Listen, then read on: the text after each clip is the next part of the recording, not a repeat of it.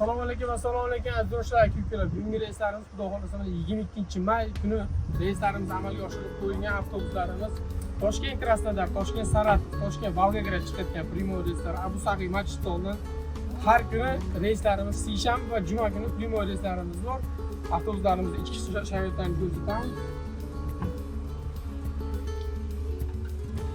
Ko'rdiklarida avtobuslarimiz yangi mo'yka bo'lib, chista bo'lyapti. Konditsionerlarimiz ishlayapti, televizorlarimiz bor. 24 soat kameralarimiz ishlab turadi.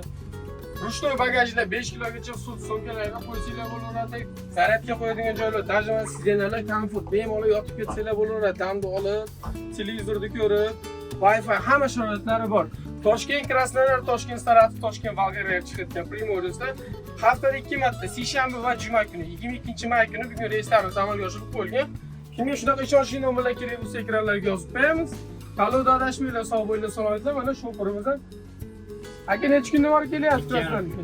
2,5 sutkada yetib boryapti. Havo hech qanaqa o'chirgan bo'lmayapti.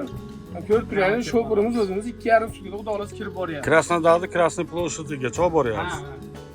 Kimga shunaqa ishonchli nomerlar kerak bo'lsa ekranlarga yozib qo'yamiz. Tanlovda adashmanglar, sog' bo'linglar, salomatlar.